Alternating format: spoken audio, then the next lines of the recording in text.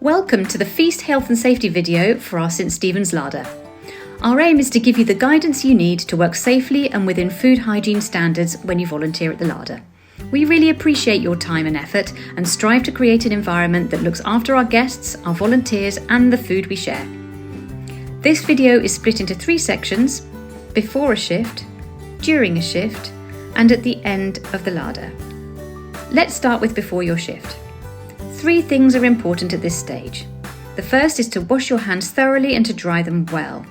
Toilets with hand washing facilities can be found off the entrance corridor as you enter St Stephen's via the north door on the left hand side of the church.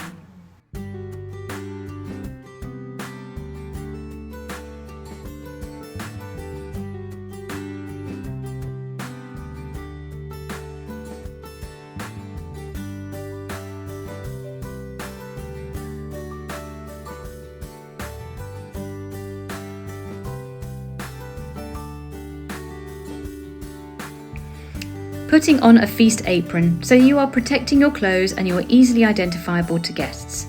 You can get one of these from your team leader before starting your shift.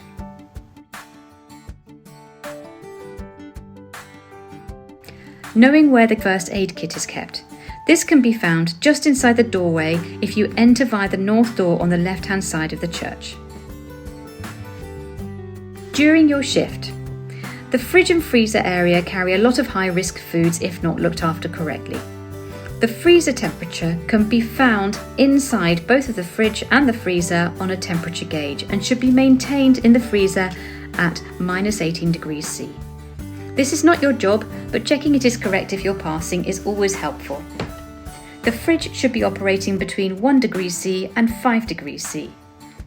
Having a common sense approach if you're working in this area is always helpful. Questions to ask are: is the food cold to the touch? Does it look fresh in colour and smell? Has it got a clearly in-date label? And are there no signs of pests? All of this will have been looked at, but again, an extra pair of eyes if you're working in this area is helpful.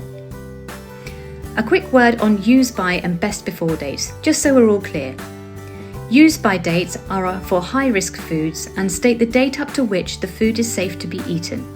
You can freeze foods before their use-by date, but they must be cooked and eaten within 24 hours of defrosting.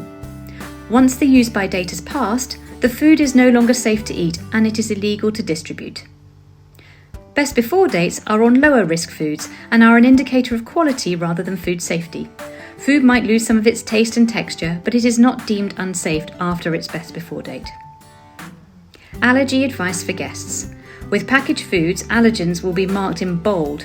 Invite your guests to check if they are well aware of their needs, as it will reassure them. If they need help, read out the list of allergens in bold or search for the one that they require. Examples would be nuts, gluten, eggs, soy or sesame. If you are helping on fresh fruit and veg areas, often there is no packaging to guide you, so as you set up or work on the area, check items are not spoilt, damaged, cracked or gone bad and simply remove the ones that are to the food bin under the counter. The final area is bread. Here, please just check that any bread crates that don't fit on the table are on an upturned crate underneath the table to avoid contact with the floor. A quick word on pests. They are very rare, but it can happen. So if you spot a furry friend like a rat or a mouse, or an infestation of insects, please tell the team leader or Is Plimmer, the St Stephen's Operations Manager. Her number is below. We all love that the volunteers get looked after too at Feast, so if you're offered a hot drink during your shift, please say yes, but we urge you to place it somewhere sensible and out of the way whilst not drinking. After your shift. After the larder has finished, there are the closing jobs to do. Here's how to do them hygienically and safely. Once the final guest has left, you need to get guidance from the food manager as to where excess food is going. Some will remain in cupboards on site, some to other larders, and some we put out on a Sunday morning in the church. And if there's any left after that, it either goes on the compost heap or is thrown away. Once you have this information, the ending team need to remove all food to the correct location. If that involves lifting crates, here's how. Unused crates need to be stacked by supermarket to the rear of the church next to the fridge and freezer. Before, during and after your shift, please be careful about creating trip hazards.